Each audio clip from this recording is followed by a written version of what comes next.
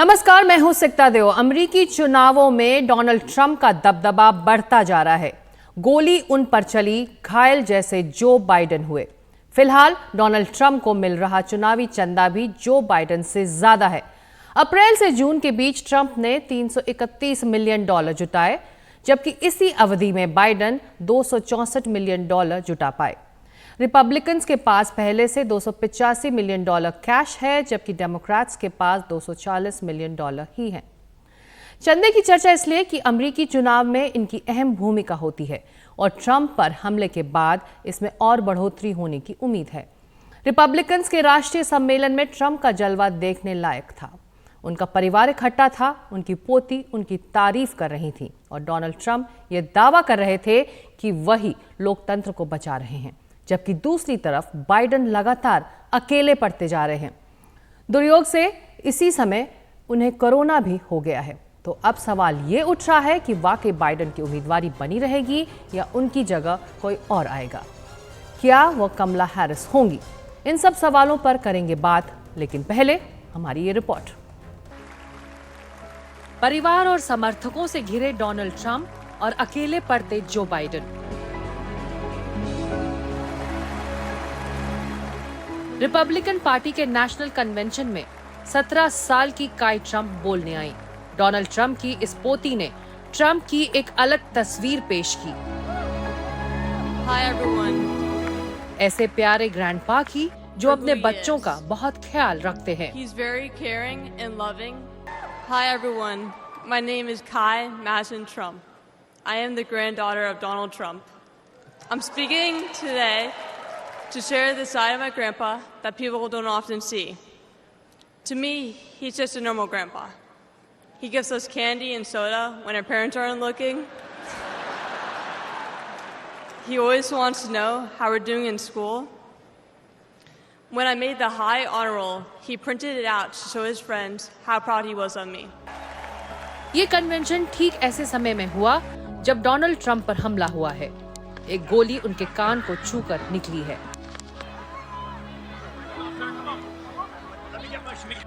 America के राष्ट्रपति पद के लिए उनकी रिपब्लिकन उम्मीदवारी पर मुहर लग चुकी है, लेकिन परिवार अब भी उस लम्हे को याद कर सिहर जाता है। On Saturday, I was shocked when I heard that he has been shot, and I just wanted to know if he was okay. It was heartbreaking that someone would do that to another person.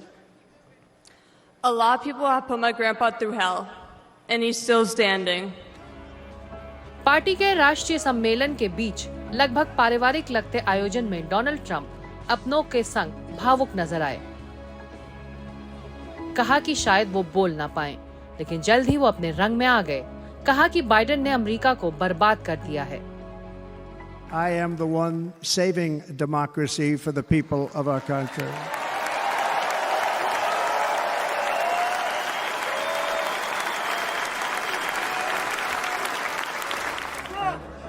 Donald Trump का agenda वही है जो पहले था, अमेरिकी राष्ट्रवाद के दर्द को सहलाने वाला। कहा कि उनके रहते रूस वो हिम्मत नहीं कर पाता जो अभी कर रहा है। If you took the 10 worst presidents in the history of the United States, think of it, the 10 worst, added them up, they will not have done the damage that Biden has done. Only going to use the term once. Biden. I'm not going to use the name anymore, just one time. The damage that he's done to this country is unthinkable. It's unthinkable. Under the current administration, Russia is after all of Ukraine. Under President Trump, Russia took nothing. उधर इस सम्मेलन से दूर अपनी उम्र और सेहत के सवाल पर घिरे जो बाइडेन फिर एक चूक करते नजर आए। एक कार्यक्रम में वो किसी महिला की ओर इस तरह बढ़ते दिखे जैसे उसे किसी करीबी की तरह पहचान रहे हों, लेकिन बीच में पत्नी ने आकर उन्हें संभाल लिया। कोविड के बाद बाइडेन ने एक्स पर पोस्ट कर मस्क और ट्रंप के खिलाफ भले तंज कसा हो, लेकिन उनकी अपनी उम्मीदवारी अब सवालों में घिरती जा रही है। 20 से ज्यादा डेमोक्रेट सांसद उनके खिलाफ खुलकर आ चुके हैं। सूत्रों के मुताबिक पूर्व राष्ट्रपति बराक ओबामा की भी यही राय बन रही है कि बाइडेन को हट जाना चाहिए। जीत उनसे दूर जा रही है। अगस्त के तीसरे हफ्ते में शिकागो में डेमोक्रेट्स का नेशनल कन्वेंशन होना है। वहीं राष्ट्रपति पद की उम्मीदवारी पर आधिकारिक मुहर लगेगी। माना जा रहा है कि बहुत से डेमोक्रेट्स अब कमला हैरिस के पक्ष में हैं, लेकिन जो भी नाम आएगा उसे डेलीगेट्स का बहुमत हासिल करना होगा। तो फिलहाल बाइडेन रेस में है, ट्रंप भरोसे से भरे हुए हैं। लेकिन धीरे धीरे ये सवाल बड़ा हो रहा है कि क्या बाइडेन की जगह कमला हैरिस आएंगी, और अगर आएंगी तो वो ट्रंप को मात दे पाएंगी। तो इस वक्त अमेरिका से बड़ा सवाल यही है कि क्या बाइडेन की उम्मीदवारी बनी रहेगी या फिर वो स्टेप डाउन करेंगे। इसी मुद्दे पर चर्चा करने के लिए दो खास मेहमान राजीव डोगरा हैं, पूर्व राजदूत, और साथ ही आसिफ रमीज दाऊदी, कूटनीति के विशेषज्ञ। आप दोनों का स्वागत है एनडीटीवी में। राजीव जी, अगर मैं आपसे शुरू करूं, अमेरिकी मीडिया रिपोर्ट्स की माने तो it's a matter of time, ये रिपोर्ट्स कह रहे हैं कि उम्मीदवारी से जो बाइडेन को स्टेप डाउन करना ही होगा।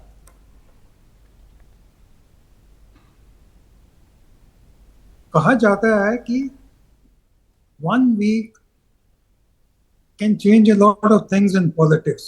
अंग्रेजी की एक कहावत है कि एक हफ्ते में राजनीति में बहुत उथल पुथल हो सकता है, और ये एक एग्जाम्पल है जो हुआ है अमेरिका में। एक प्रेसिडेंशियल कैंडिडेट को जानलेवा हमला हुआ, और प्रेसिडेंट बाइडेन जो अब तक रेजिस्ट कर रहे थे, अब लगता है कि कल तक शायद अनाउंस कर दें कि भाई मैं विड्रॉ कर, इतनी उनकी खामियां हो चुकी हैं। उसके बाद सवाल आता है जो आपने पूछा कि बाइडेन के बाद कौन होगा, और बाइडेन के बाद अगर कोई होगा भी तो कैसा टक्कर दे सकता है ट्रंप को। तो लगता यही है कि चाहे कमला हैरिस परफेक्ट कैंडिडेट ना हो, पर वाइस प्रेसिडेंट हैं, उनकी रनिंग मेट है, मतलब उनके साथ नॉमिनेशन में थी बाइडेन के साथ, और रिकग्नाइज फेस है। सबसे बड़ी बात यह है कि हाफ ब्लैक है, और ब्लैक वोट काफी काउंट करता है अमेरिका में। तो डेमोक्रेटिक पार्टी को उनको इग्नोर करना मुश्किल हो जाएगा। एक 2-3 और भी इसके साथ जुड़े हुए लिंक्स हैं कि जो बाइडेन को धन इकट्ठा हुआ है, कैंपेन फंड इकट्ठा हुआ है, वो इजी है कमला हैरिस को ट्रांसफर करना बनिस्बत इसके कि कोई और नया कैंडिडेट आए उसको ट्रांसफर करना। उसमें कुछ लीगल कॉम्प्लिकेशंस भी हैं जी। और तीसरी चीज ये है कि अगर अगस्त के महीने में उनको चूज करना है अपना कैंडिडेट, तो उसके लिए इतना टाइम नहीं है कि 10-15 उम्मीदवार इकट्ठे हो जाएं, एक दूसरे से झगड़ा करें तो 15-20 दिन में एक सहमति हो जाए। ये पॉसिबल नहीं है। तो मिला जुला के कमला हैरिस, जैसे मैंने कहा कि उनकी खामियां हैं, जो मर्जी खामियां हों, पर लक जो है, किस्मत जो है, लगता है उनकी तरफ हो रही है। इसके बाद सवाल आता है जी, इसके बाद सवाल आता है कि क्या वो टक्कर दे पाएंगी ट्रंप को। तो अभी लेटेस्ट जो ओपिनियन पोल्स आए हैं अमेरिका से, उसमें ये लगता है कि अगर आज पोल हो जाए तो 2 या 3% से ही वो हारेंगे। तो पोल तो नवंबर में होना है, हो सकता है तब तक क्या उलट पलट हो जाए उनकी राजनीति में। और दूसरी बात ये है कि ट्रंप भी परफेक्ट हेल्थ में नहीं है। अपनी स्पीच में भी उन्होंने कई नामों की गलतियां कर दी जी। सो कुछ कहा नहीं जा सकता कि अगले महीनों में क्या होगा, पर ये मोर लेस सर्टेन है कि अगर बाइडेन विड्रॉ कर दे तो प्राइम कैंडिडेट डेमोक्रेटिक पार्टी की कमला हैरिस ही होगी जी।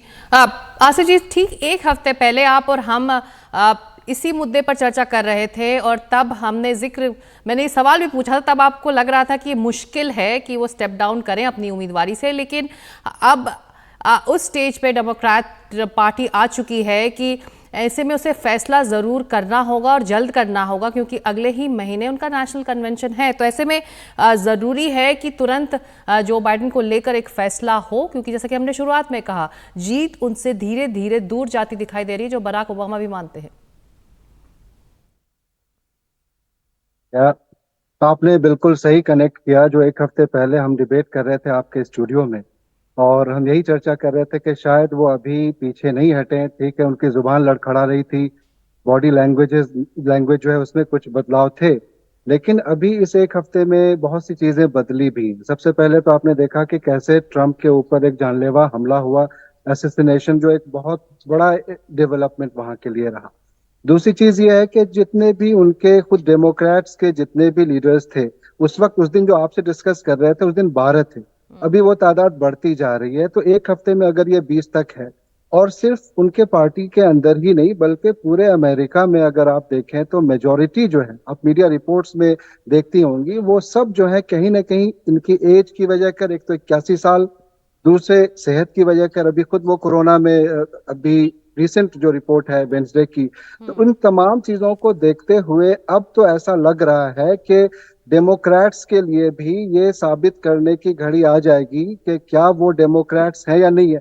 क्योंकि अगर पार्टी के अंदर ही बहुत से लीडर्स ये कहते हैं कि बाइडेन को अब नहीं रहना चाहिए और ये आवाजें तेज होती हैं, तो शायद इनका जो कन्वेंशन होने वाला है अभी कुछ दिनों में, जी। उसमें इनको ये फैसला लेना पड़ेगा। और वक्त ज्यादा है नहीं, मुझे लगता है अभी बहुत जल्द ही, एक आध हफ्ते में, 10 रोज के अंदर इनको ये जरूर फैसला कर लेना पड़ेगा। और दूसरी तरफ जो कमला हैरिस का जहां तक सवाल है, तो यकीनन अभी जो हालात बदले हैं और जिसमें ट्रम्प की सिचुएशन थोड़ी थोड़ी नहीं बहुत ज्यादा स्ट्रांग हुई है, खासतौर से उस अटैक के बाद, और जो कई ऐसी पॉलिसीज पे भी बात हुई, इकोनॉमिक पॉलिसीज की बात कर लें, फॉरेन पॉलिसीज या दूसरी तमाम चीजें हैं, माइग्रेंट्स का वहां आना, कई ऐसे बड़े मुद्दे हैं जो इलेक्शंस में आते हैं। उन तमाम चीजों को नजर में रखते हुए अगर हम इस चीज को देखें और समझें, तो मुझे लगता है कि अभी डेमोक्रेट्स के लिए ये कहीं ना कहीं फायदे की ही बात होगी कि अगर कमला हैरिस, या हो सकता है कोई और भी, दूसरे कई और वहां के स्टेट के गवर्नर्स हैं और कई बड़े लीडर्स हैं, शायद उनको रख लेते हैं। लेकिन पहले तो ये समझना है कि क्या जो बाइडेन हटेंगे, और अगर हटेंगे तो क्या कमला हैरिस होगी। तीसरी बात यह है कि रिपब्लिकन की तरफ अगर आप देखें, जी। जो हम इस ट्रम्प की बात करते हैं, उनकी पार्टी की बात करते हैं, तो कहीं ना कहीं जो बाइडेन का बने रहना उनकी पार्टी के हक में बहुत फायदेमंद है। वो इसलिए कि वो अभी समझ रहे हैं कि कई ऐसे मुद्दे हैं जिसको लेकर इन्हें जवाब देना है, और जिस तरह से डिबेट्स होते हैं या हुए हैं और पास्ट में हमने देखा, और कैसे उनकी सेहत को अगर देखें, इन तमाम चीजों को समझते हुए ऐसा लगता है कि रिपब्लिकन तो इस बात से खुश होंगे कि जो बाइडेन बने रहें, और जो बाइडेन खुद चाहते हैं कि वो बने रहें, लेकिन पार्टी के अंदर और कमला हैरिस की जो एक हाइट है, वो एक कद बढ़ता हुआ नजर आ रहा है। ये तमाम चीजें धीरे धीरे, जैसे अभी हमारे साथी पैनलिस्ट ने भी कहा कि एक हफ्ते में चीजें बदलती हैं, मुझे लगता है कि आने वाले दिनों में बहुत सी चीजें और बदलेंगी। लेकिन अगर इस तरीके का फैसला डेमोक्रेट्स नहीं करते हैं, तो शायद जो इन्होंने एक महसूस कर लिया अभी तक, आप कई रिपोर्ट्स में भी देखेंगी, इन्होंने एक अभी से हार मानने वाली जो बात है, इस आइडिया को एक्सेप्ट किया है कि शायद अब ये नहीं जीते। इन चीजों का अगर मंथन होगा, एनालाइज करेंगे, तो शायद मुझे मंथन का ये लगता वक्त है डेमोक्रेट्स के लिए। लेकिन राजीव जी, बड़ा सवाल ये है कि इस हमले के बाद डोनाल्ड ट्रंप का ग्राफ बढ़ा है, वो ज्यादा मजबूत उभरे हैं। ऐसे में कमला हैरिस का नाम अगर आता है, अगर स्टेप डाउन करते हैं जो बाइडेन, तो कमला हैरिस क्या वो चुनौती दे पाएंगी, या फिर कन्वेंशन में कोई वाइल्ड कार्ड एंट्री हो सकती है, कुछ ऐसा नाम भी आ सकता है जो इस चुनौती को और ज्यादा अच्छे से सामना कर पाए? इसमें कोई शक नहीं है कि असैसिनेशन अटेम्प्ट के बाद, जानलेवा हमले के बाद, ट्रंप का जो है वोटर बेस, पॉपुलैरिटी बेस, और जिस तरह उन्होंने रिएक्ट किया था जब गोली लगी थी, उसके बाद वो घबराए नहीं, बल्कि काफी हौसले के साथ उस सिचुएशन को फेस किया था। तो उससे उनकी मेरे को लगता है कि वोटर बेस बड़ा है। पर जैसे मैंने पहले भी कहा था कि पॉलिटिक्स में यह पता नहीं लगता कि आज क्या हो रहा है और कल क्या होगा। सो ये कहना कि वो असैसिनेशन अटेम्प्ट के कारण बिल्कुल जीत जाएंगे, दूसरों को पीछे छोड़ देंगे, ये ठीक नहीं होगा। दूसरी बात ये है कि ये दो पार्टीज हैं, एक रिपब्लिकन और एक डेमोक्रेटिक, जिनके कमिटेड वोटर्स हैं। वो जानलेवा हमले के ऊपर सिंपैथी जरूर जताएंगे, पर ये नहीं है कि डेमोक्रेट जाकर रिपब्लिकन को वोट दे दे। सो वो जो सॉलिड बेस है वो दोनों का बना हुआ है। तो इस भूल में हम नहीं रहे कि ट्रम्प एकदम लैंडस्लाइड विक्ट्री कर लेंगे, वो नहीं होने देंगे। दूसरा ये है कि हाँ, ट्रम्प का जो टीम है, मतलब जो जेडी वैंस जो है उपराष्ट्रपति उनके नॉमिनी, वो भी एक वेट लाते हैं, क्योंकि वो काफी उनका रुतबा है, किताब भी अच्छी लिखी है, सेनेटर भी है, और एक वो वर्कर बेस जो है उसके सिंपैथेटिक कहे जाते हैं। सो दोनों का अब जो है मिश्रण जो है एक बैलेंस्ड है, बैलेंस्ड है। तो बिल्कुल आप जो कह रहे हैं कि अब देखना ये होगा कि इस मुकाबले के लिए डेमोक्रेट्स की अगली रणनीति क्या होती है, क्या एक तरह से वो और दबाव बढ़ाकर जो बाइडेन को स्टेप डाउन करने के लिए कह सकते हैं, या जो बाइडेन खुद स्टेप डाउन करेंगे, ये बड़ा सवाल इस वक्त बना हुआ है। क्योंकि इस असैसिनेशन अटेम्प्ट के बाद जिस मजबूती से एक बार फिर इस पूरे प्रेसिडेंशियल इलेक्शन में लौटे हैं डोनाल्ड ट्रंप, उसको लेकर डेमोक्रेट्स की तरफ से कहीं ज़्यादा कोशिश करनी होगी। राजीव डोगरा और आसिफ रमीज़ दाऊदी का बहुत शुक्रिया इस चर्चा में शामिल होने के लिए। हम ले रहे हैं एक छोटा सा ब्रेक के बाद एनडीटीवी पर खबरें जारी रहेंगी।